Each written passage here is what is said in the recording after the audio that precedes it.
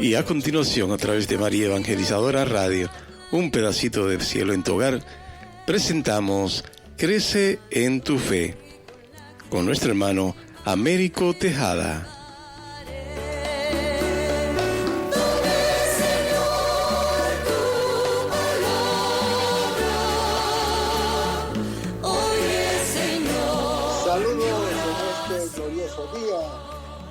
Y bendiciones a los radioyentes que escuchan María Evangelizadora Radio, que están sedientos de la palabra de Dios.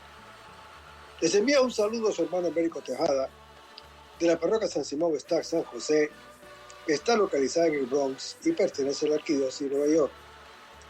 Estamos aquí todos los miércoles de 4 a 5 p.m. y los sábados de 9 a 10 a.m. hora de Nueva York. Si se quieren poner en contacto con su servidor, pueden llamarme al 718-933-5299 o mandemos un mensaje de texto al 917-860-3678. En este segmento de estudios bíblicos titulado Crece en tu fe, estamos estudiando una obra titulada Jesucristo nuestro Salvador. La Iglesia Católica explica cuál es el proyecto de Dios para el hombre. Cuando dice, Dios infinitamente perfecto y bienaventurado en sí mismo, en un designio de pura bondad, ha creado libremente al hombre para hacerle partícipe de su vida bienaventurada. Esta realidad constituye una maravilla del amor de Dios, que deberíamos tener siempre ante nuestros ojos y no olvidarla jamás. Sin embargo, parece que este mundo tan secularizado y autosuficiente, no espera ni confía alcanzar una vida feliz, plena y eterna, y parece tener miras más cortas y materiales. Conseguir el relativo bienestar que le puede proporcionar la ciencia, la técnica o el progreso humano. Un bienestar siempre temporal y caduco, de tal modo que la figura de Dios y de la vida eterna no está o no entra en el horizonte de ellos.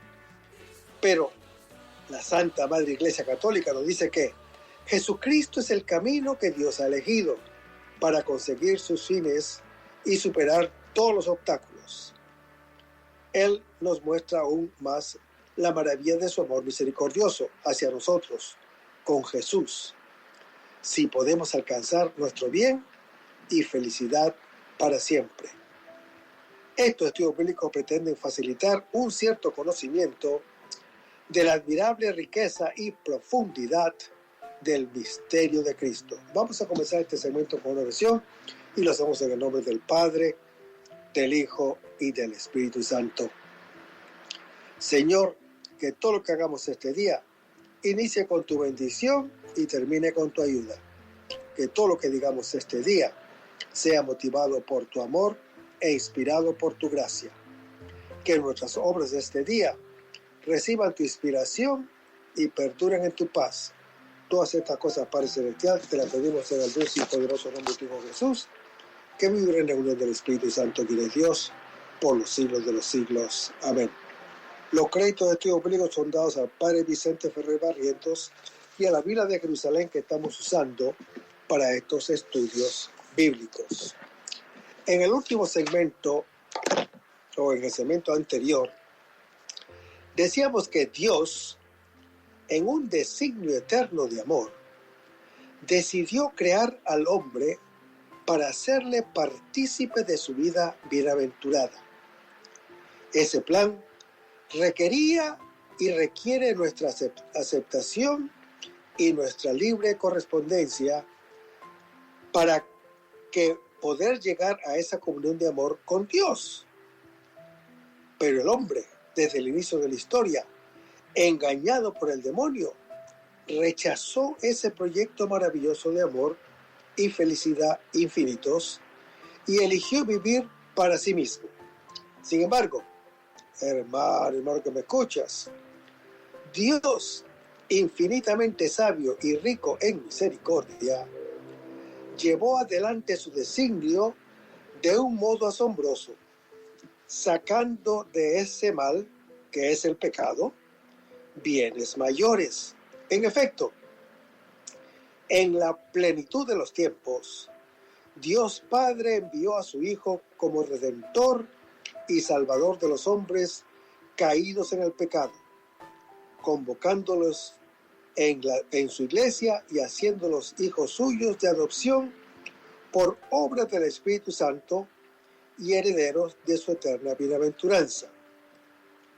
Este camino elegido por Dios para salvarnos, por Cristo, con Él y en Él, muestra aún más vivamente la grandeza del poder de Dios y de su inmenso amor hacia nosotros. ¿Por qué ha venido el Hijo de Dios al mundo? ¿Qué finalidad tiene su venida? Hermanos, en los párrafos precedentes nos hemos referido al envío del Hijo de Dios al mundo y a la realidad del pecado. Pero, ¿hay entre estas dos realidades un nexo? Y, en todo caso, ¿por qué ha querido Dios la encarnación de su Hijo? Antes de responder estas preguntas, debemos tener presente que Dios no depende de nadie, pues no necesita nada y no está obligado a nada. Por eso no podemos dar una respuesta que se deduzca necesariamente del hecho de la encarnación. Dios podría querer la encarnación de su Hijo para librarnos del pecado, o podría quererla en orden a otro fin. Por tanto, hermano que me escuchas, para conocer el pensamiento y el liberalismo querer divino, no tenemos otro camino que acudir a lo que Dios mismo nos ha manifestado de los designios de su voluntad soberana. Veamos, pues, lo que nos dice la revelación. Veamos, el Hijo de Dios vino al mundo para salvar a los hombres. El fin de la encarnación es la salvación de los hombres. Así lo manifiesta con claridad la Sagrada Escritura.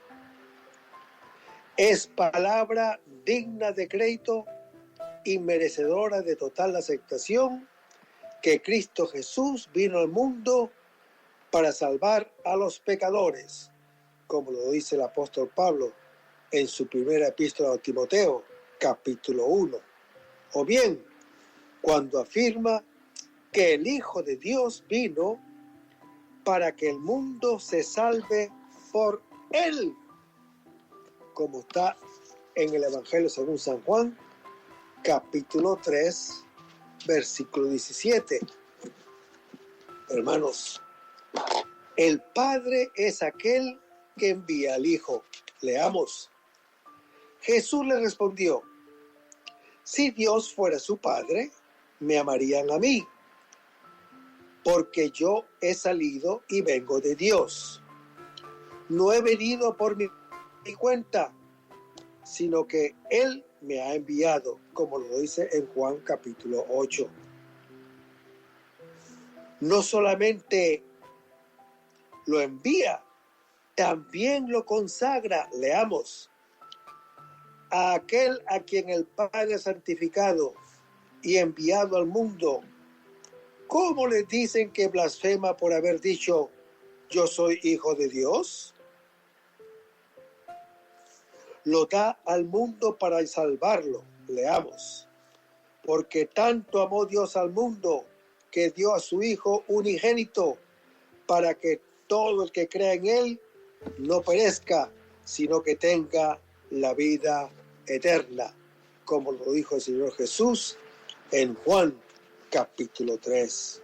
Hermanos, esta misión del Hijo, en la que se cumple la obra del Padre, introduce a los hombres en la comunión perfecta que une al Padre y al Hijo. Leamos. Porque aquel a quien Dios ha enviado habla las palabras de Dios, porque no da el Espíritu con medida. El Padre ama al Hijo y ha puesto todo en su mano. El que cree en el Hijo tiene vida eterna. El que resiste al Hijo no verá la vida, sino que la ira de Dios permanece sobre él, como está descrito en Juan capítulo 3.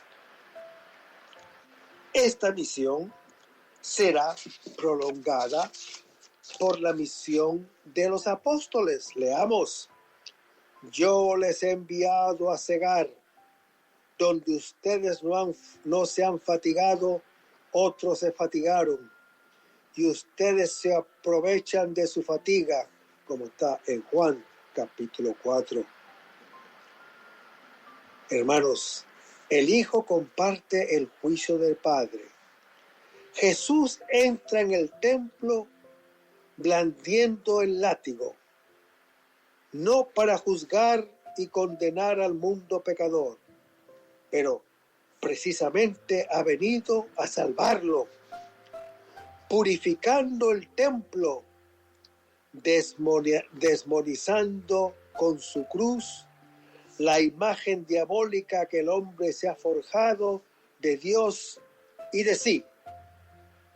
En él elevado obtenemos el verdadero conocimiento de su ser y del nuestro, que la boca de la serpiente nos había arrebatado.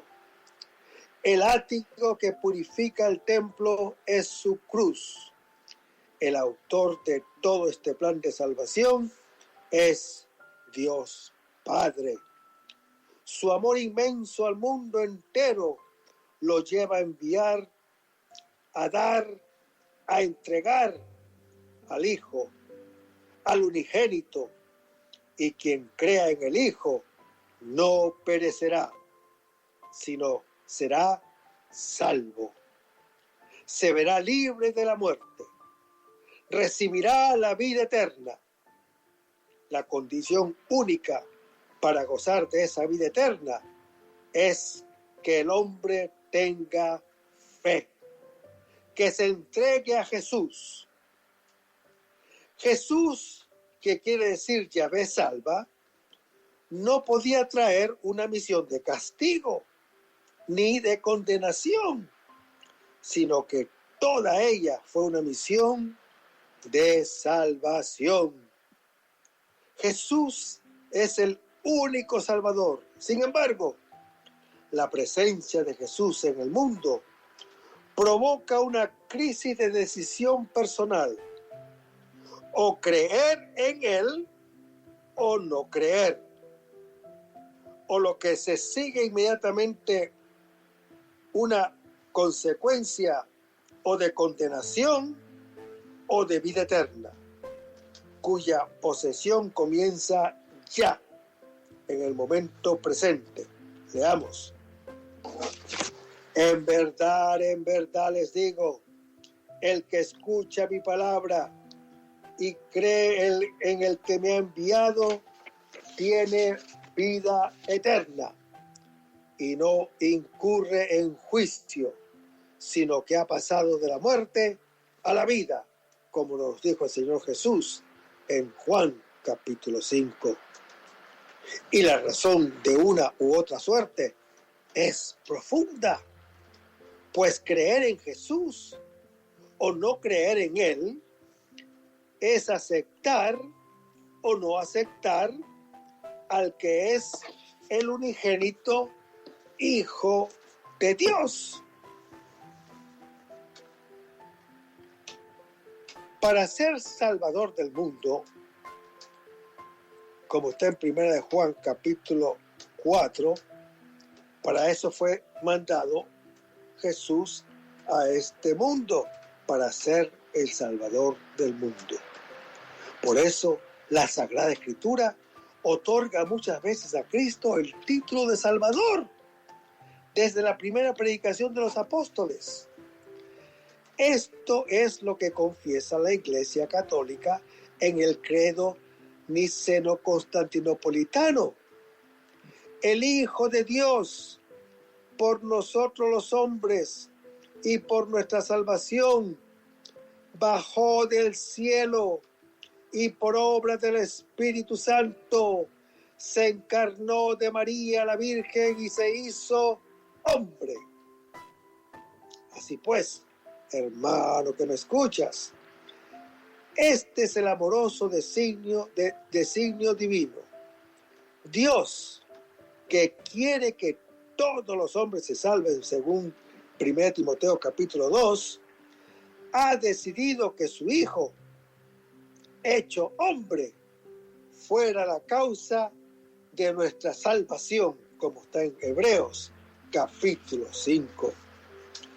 Para entender un poco más este designio divino, conviene recordar que después del pecado original, la naturaleza humana estaba privada de la vida divina y muy mal herida en su condición. Hacía falta comunicarle la vida de Dios que había perdido y hacía falta repararla. El hombre necesitaba ser salvado. Pero veamos los dos aspectos de la salvación del hombre: la liberación del pecado y la comunicación de la vida divina. Hermanos, la salvación del hombre, según el designio divino, comprende dos aspectos unidos e inseparables: la liberación del pecado y la comunicación de la vida divina. La Sagrada Escritura, para señalar la finalidad de la venida del Hijo de Dios al mundo, señala unas veces un aspecto y otras veces el otro. El Hijo de Dios se encarnó para librarnos del pecado. Dios nos amó y nos envió a su Hijo como propiciación por nuestros pecados, como está en 1 de Juan capítulo 4.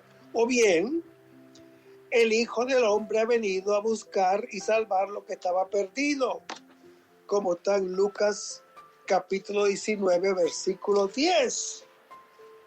Hermanos, este es un episodio clave.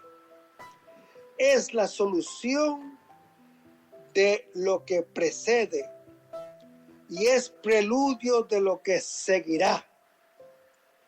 En él se distinguen los varios hilos del Evangelio de la Misericordia. Es un compendio de él. Cada palabra es alusiva al todo y deja resonar cada vez o cada uno de los temas preferidos del evangelista, como son los de la salvación universal. Las expresiones más cargadas de resonancia son, en un orden: pasar, jefe de los publicanos; rico, apresurarse; hoy es preciso, quedarse; acoger, alegrarse; murmurar, descansar; pecador, dar a los pobres; salvación, buscar lo que está perdido. El centro es el deseo de Zaqueo de ver y la mirada de Jesús hacia él. De este encuentro de miradas brota hoy la salvación. El Salvador nace en el corazón del hombre por el cual ha muerto. Zaqueo, el que es insalvable por excelencia, se encuentra con el Hijo del Hombre, que ha venido a buscar lo que estaba perdido. Es preciso que hoy y pronto yo me quede en su casa. El que es insalvable tiene la prerrogativa única que se requiere para la salvación. ve su propia miseria y trata de ver la misericordia del Señor que pasa. Este es el principio de toda iluminación. Hermanos, Zaqueo realiza lo que hay que hacer para heredar la vida. Ama a Dios con todo el corazón, porque finalmente lo ha encontrado en el Maestro bueno, del cual finalmente ha visto quién es y al mismo tiempo ama al prójimo al darles a los hombres y al convertirse para dejar de ser un propietario necio y ser un administrador prudente. Hermanos, la misión de Jesús es la de dar la salvación a los perdidos, es decir, a todos, comenzando por los últimos. En efecto, Cristo Jesús vino al mundo a salvar a los pecadores, y el primero de ellos soy yo, dirá el apóstol Pablo en su epístola, en su primera epístola a Timoteo, capítulo 1. Hermanos, Jesús se acuerda de todo lo que está perdido y trata como puro a todo lo que es inmundo, porque tiene el poder de purificar con su amor, como él lo dijo en Lucas capítulo 5. Ya ningún hombre puede ser declarado impuro, como lo declara el Espíritu Santo en Hechos capítulo 10, porque Dios lo ha purificado con la sangre del Hijo. Hermanos, Zaqueo, pecador inmundo, a quien Dios no puede dejar de recordar y purificar, es el nombre de cada uno de nosotros. Sí, hermanos, Zaqueo como publicano está excluido de la salvación según la ley mosaica. Como rico también queda excluido según el Evangelio, como en la historia del rico Epulón y el mendigo Lázaro que está narrado en Lucas capítulo 16. Zaqueo está destinado a ahogarse en la autosuficiencia, porque es de aquellos que, como de grasa su corazón, está emotado, el orgullo es su collar, en el Salmo 119.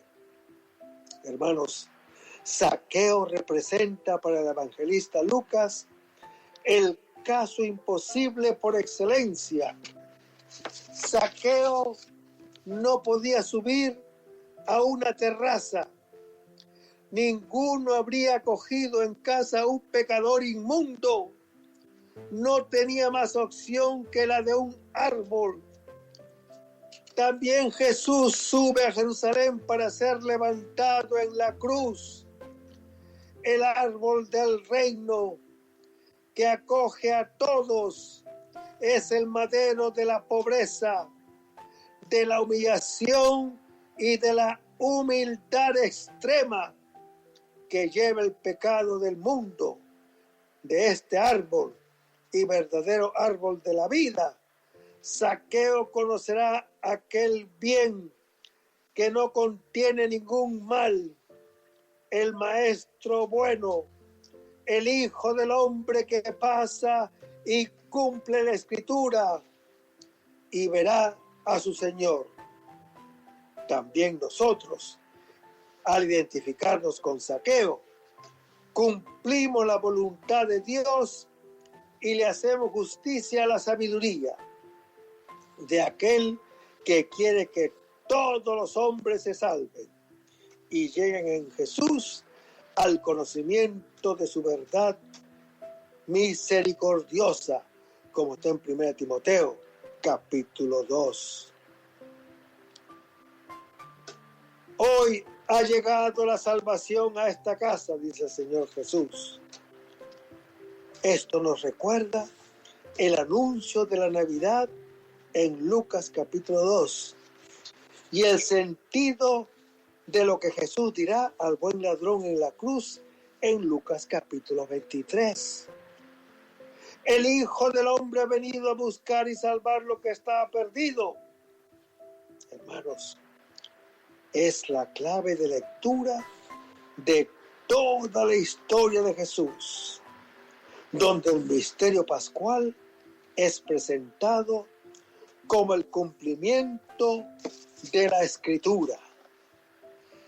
El Hijo del Hombre, que va a ser crucificado y luego resucita, que va en busca de los perdidos y los salva, sirve de inclusión a esta sección que nos revela quién es Jesús que pasa por su Pascua.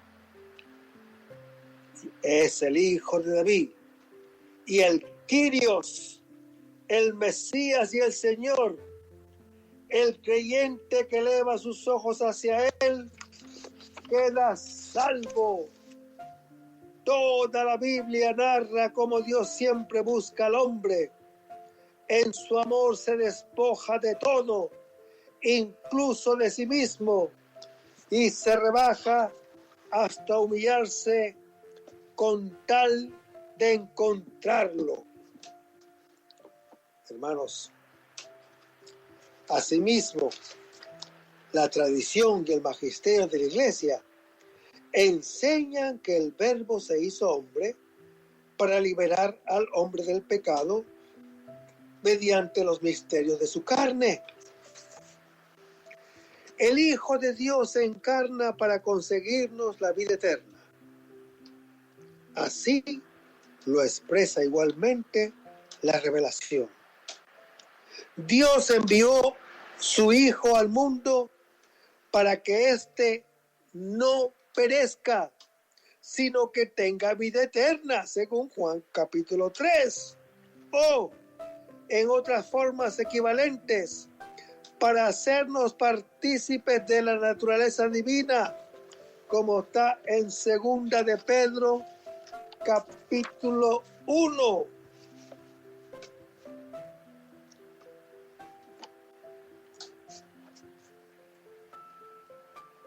Y para que recibiésemos la adopción de hijos, como está en Gálatas capítulo 4, versículo 5.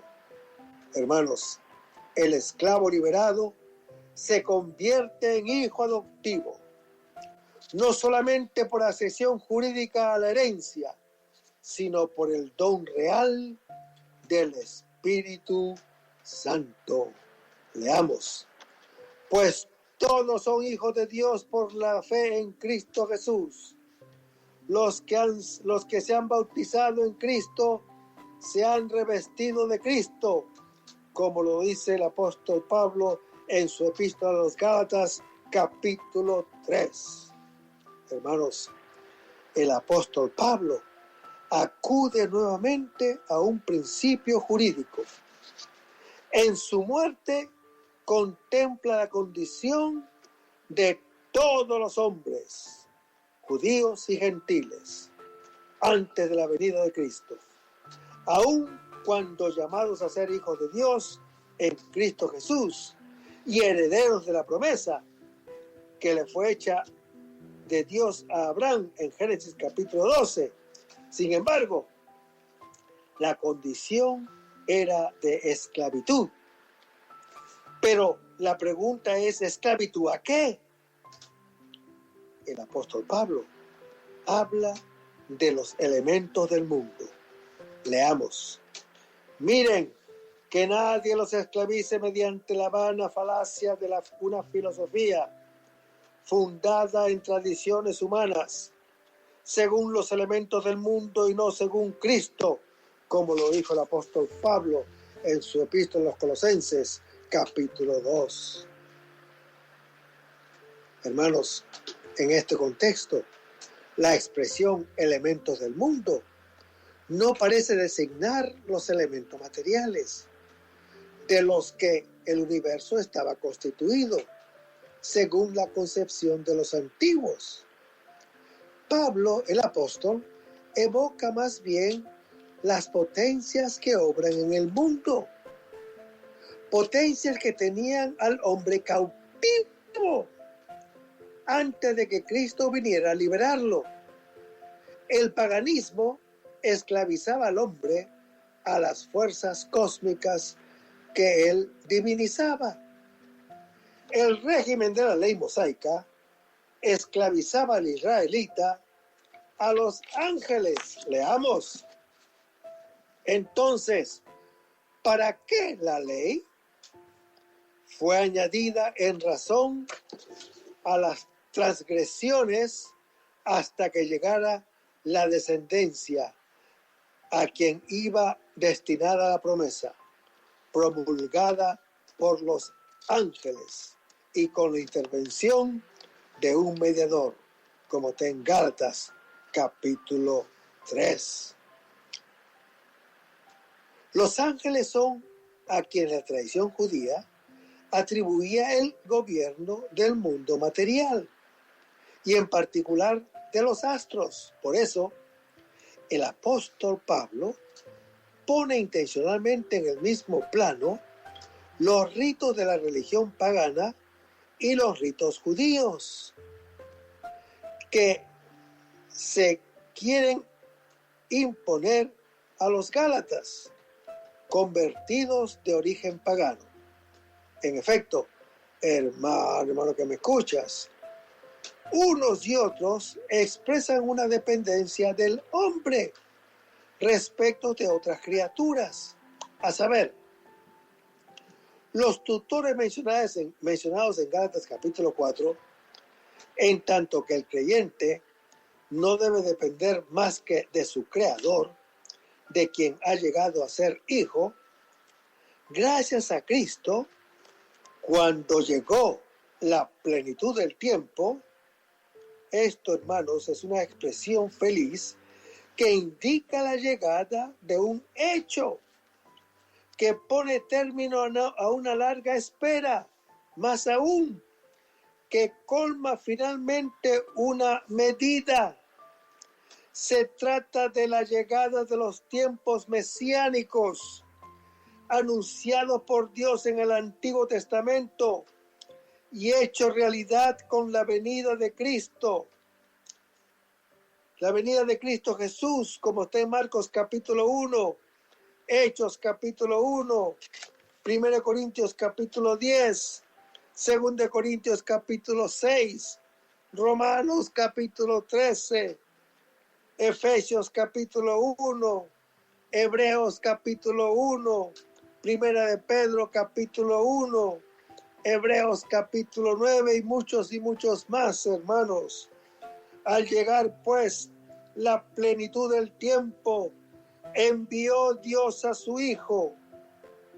Este texto enseña la preexistencia de Jesús, su filiación divina y su envío al mundo en el momento determinado por Dios. Leamos. Él es imagen del Dios invisible, primogénito de toda la creación, porque en Él fueron creados o creadas todas las cosas, en los cielos y en la tierra, las visibles y las invisibles, tronos, dominaciones, principados, potestades. Todo fue creado por Él y para Él, como lo dice el apóstol Pablo en su epístola a los Colosenses, capítulo 1. Hermanos, enviado por el Padre, Jesús hará un día su manifestación pública entre los hombres. Ahora bien, Dios hizo nacer a Jesús de mujer, esto es, como todo ser humano. Por tanto, es hermano nuestro, partícipe de la misma naturaleza humana según Juan capítulo 1, y lo hizo nacer igualmente sujeto a la ley. Por tanto, sujeto como todo judío al régimen de la ley. Hermanos, la ley no significa aquí la ley como expresión de la voluntad divina, sino como un sistema legalista que obliga a observar reglas y prescripciones. Leamos. Antes de que llegara la fe, estábamos encerrados bajo la vigilancia de la ley, en espera de la fe que debería manifestarse, como lo dice el apóstol Pablo en su epístola a los Gálatas, capítulo 3. Pues bien, hermano que me escuchas, Dios lo envió con una doble finalidad. Primero, para que rescatara a los que estaban bajo la ley. Hermanos, rescatar quiere decir redimir, pagando un precio o liberar a costa de la muerte de quien redime.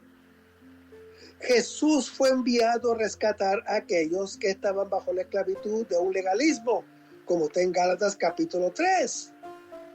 Si Pablo tiene en su mente principalmente el legalismo judío, no excluye que piense también en los gentiles, obligados a observar una serie de principios o de prescripciones legales. El rescate fue la donación de su propia vida. Segundo, para que recibiéramos la adopción final. Hermanos, el apóstol Pablo usa ahora enfáticamente la primera persona del plural.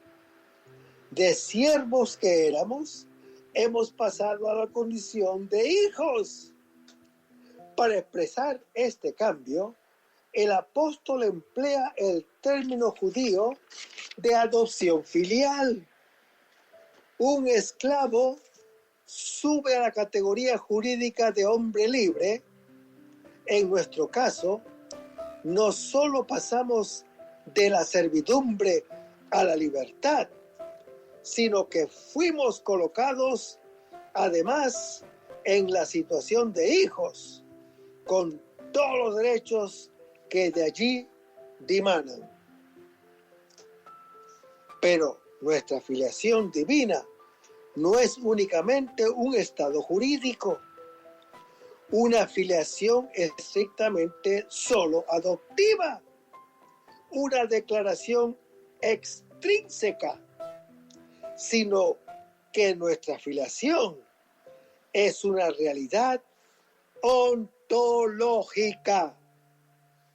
Jesús, el Hijo, nos hace partícipes intrínsecamente de lo que Él es. Somos hijos en el Hijo y con el Hijo. Hermanos, somos hijos de Dios, objeto de su amor y de su amistad, llamados a gozar eternamente de Él, revestidos de un cuerpo espiritual. Leamos las Escrituras.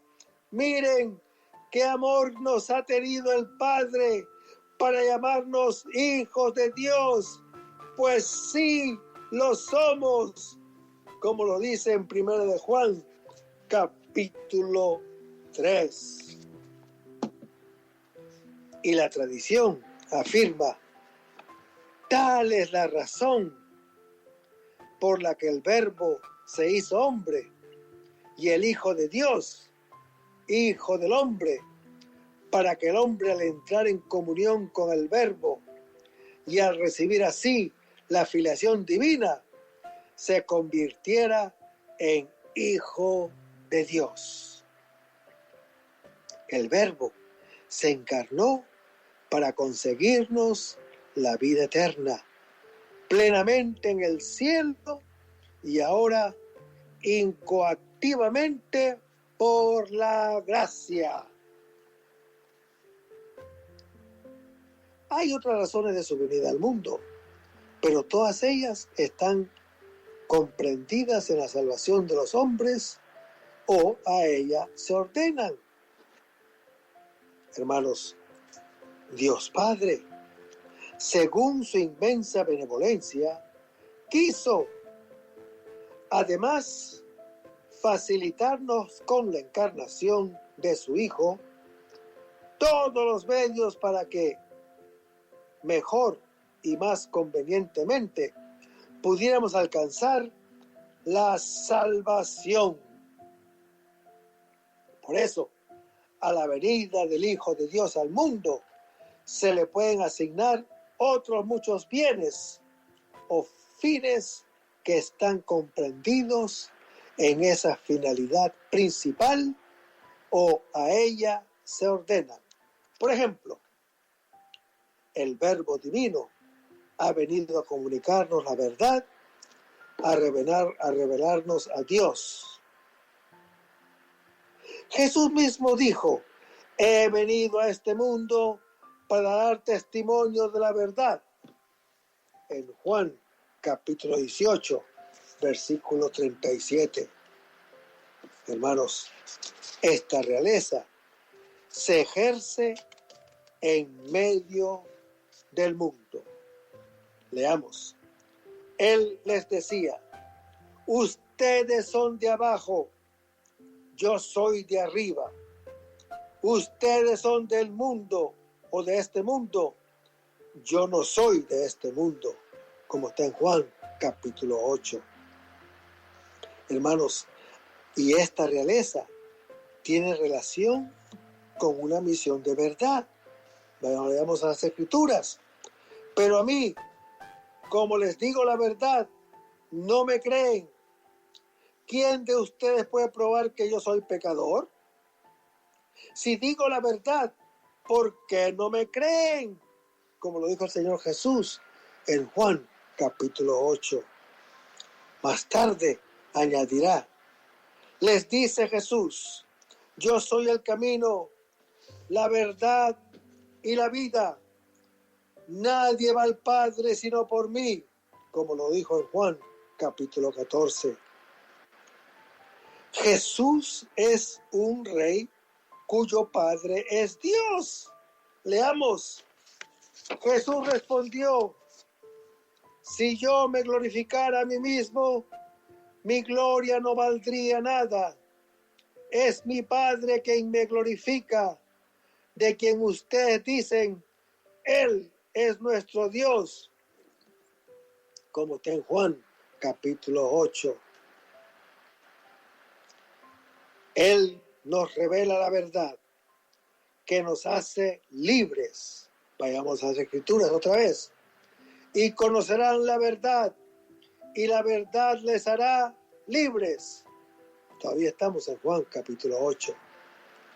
Hermanos, nos muestra que somos hijos de Dios, amados por el Padre.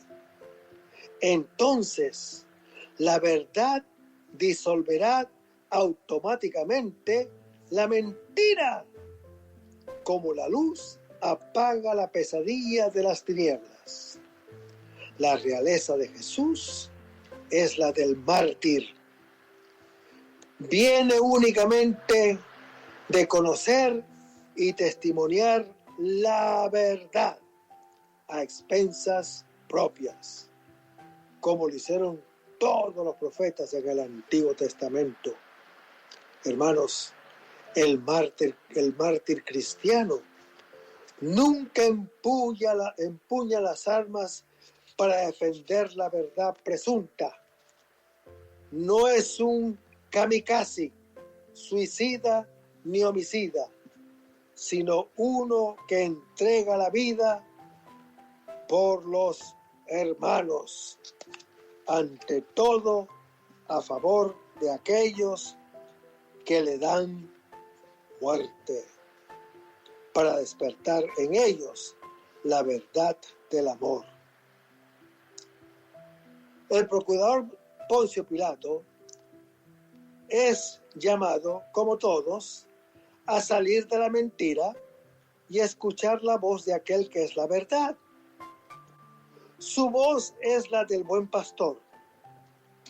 viene a liberar a sus ovejas y sus ovejas lo escuchan, como está en Juan capítulo 10. Quien permanece en su palabra reconocerá la verdad. El que prefiere el poder a la verdad no puede ni escucharla ni comprenderla. Ser de la verdad significa aceptar la verdad como principio de la propia vida. Si el reino de Jesús no es de aquí, y si Él ha venido al mundo, es que en definitiva tampoco Él es de aquí, de este mundo, sino que ha nacido, ha venido con una misión: dar testimonio de la verdad. Y la verdad es Él mismo. Así lo declaró en las conversaciones con sus discípulos horas antes, en Juan capítulo 14. Por eso agrega: todo el que es de la verdad escucha mi voz, lo cual no es otra cosa sino una variación de aquel dicho: mis ovejas escuchan mi voz y yo las conozco y me siguen y yo les doy vida eterna, como lo dice el Señor Jesús en Juan capítulo 10. Hermanos, la respuesta de Jesús ha superado totalmente la comprensión de Pilato. No se muestra ni escéptico ni indiferente, sino como aturdido, pudiendo solo balbucir: ¿qué es la verdad? La escena reproduce el sentido de los hechos pasados, pero también lleva un mensaje para los destinatarios del Evangelio y para el imperio. Roma no debe inquietarse ante el cristianismo, que va extendiéndose por todo el imperio romano. Su rey, Jesús, no es un rey político y terrestre a quien se deba temer. Su reinado y su soberanía son de origen divino, como él mismo lo es. Su misión consiste en revelar la verdad, que es él mismo. Y solo aquellos que son de él podrán escuchar su voz y recibir vida eterna, porque el Padre se los ha dado. Leamos: he manifestado tu nombre a los hombres, que tú me has dado, tomándolos del mundo. Tuyos eran, y tú me los has dado, y han guardado tu palabra, como lo dice en Juan capítulo 17. Hermanos, Él, el Señor Jesús, es el mediador y la plenitud de la revelación divina. Es el Maestro que nos revela a Dios. Y Él es la verdad misma de Dios, como está en Juan capítulo 14, versículo 6. Hermanos, las palabras de Jesús van más allá de la pregunta de Tomás. Ser el camino, la verdad y la vida es lo propio del Hijo de Dios hecho hombre. Es la verdad porque enseña quién es Dios y cómo la auténtica adoración ha de ser en espíritu y en verdad, como está en Juan capítulo 4. Es la vida por tener desde toda la eternidad la vida divina junto al Padre, como está en Juan capítulo 1, y porque nos hace por la gracia partícipe de esa vida divina, y al asumir la naturaleza humana, el camino para llegar a Dios, camino, verdad, vida.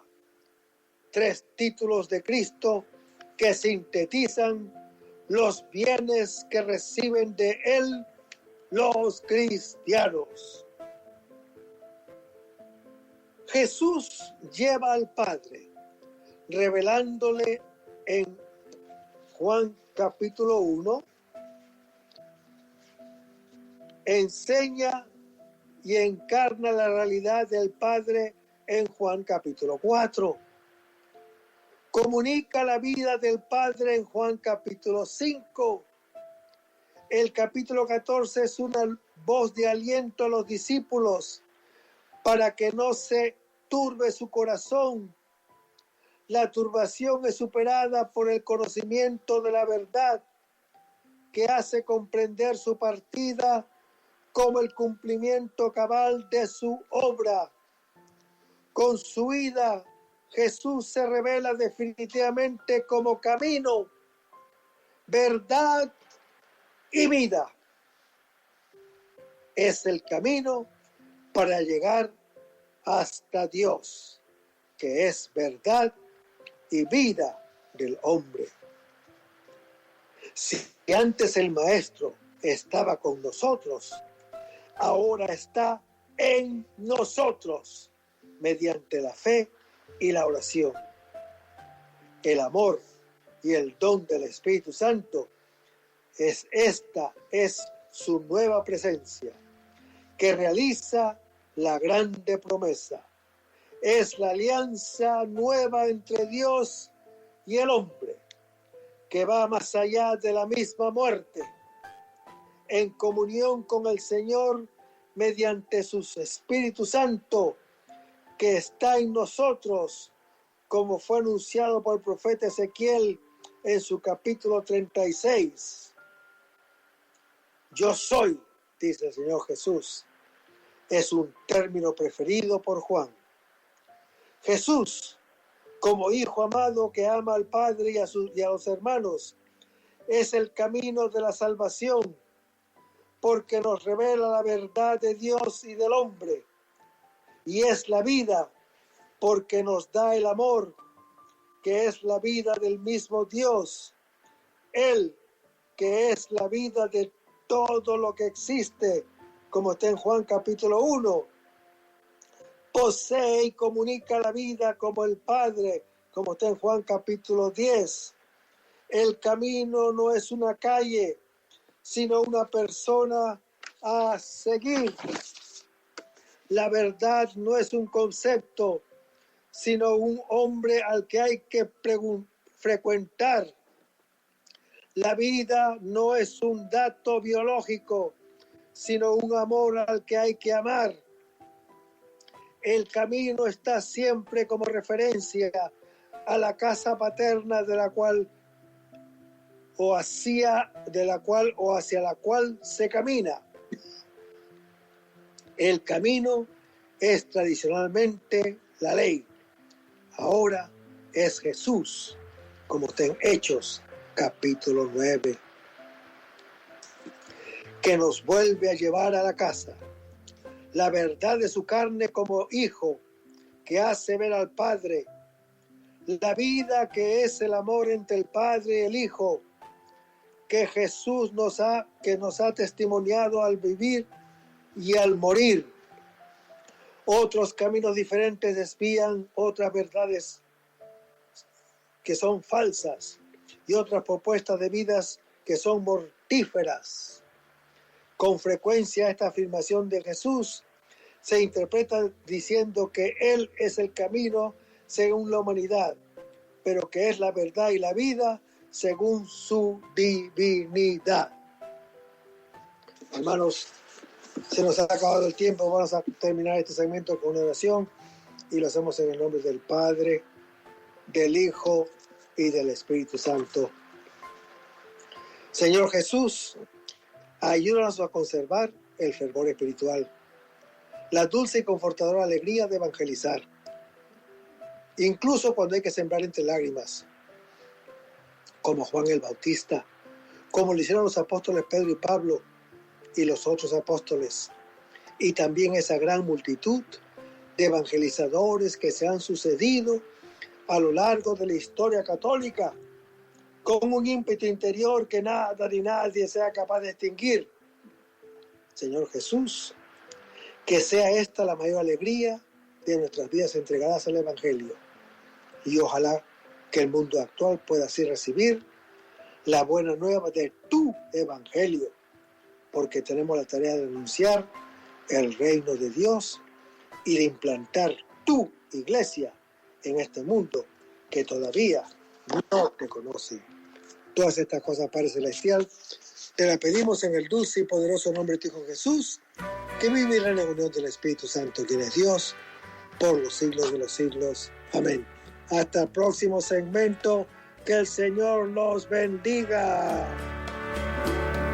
Cristo nos da la libertad. Cristo nos da la salvación. Cristo nos da la esperanza. Cristo nos da el amor. Cuando luche por la paz y la verdad la encontraré. Cuando cargue con la cruz de los demás me salvaré. Dame, Señor, tu palabra. Oye, Señor, mi oración. Cristo nos da la libertad. Cristo nos da la salvación. Cristo nos da la esperanza. Cristo nos da el amor. Cuando sepa perdonar de corazón tendré perdón. Cuando siga los caminos del amor veré al Señor. Dame, Señor, tu palabra. Oye, Señor, mi oración. Cristo nos da la libertad. Cristo nos da la salvación. Cristo nos da la esperanza. Cristo nos da el amor. Cuando siempre la alegría y la amistad vendrá el amor. Cuando viva en comunión con los demás seré de Dios. Dame, Señor, tu palabra. Oye, Señor, mi oración. Cristo nos da la libertad. Cristo nos da la salvación. Cristo nos da la esperanza. Cristo nos da el amor.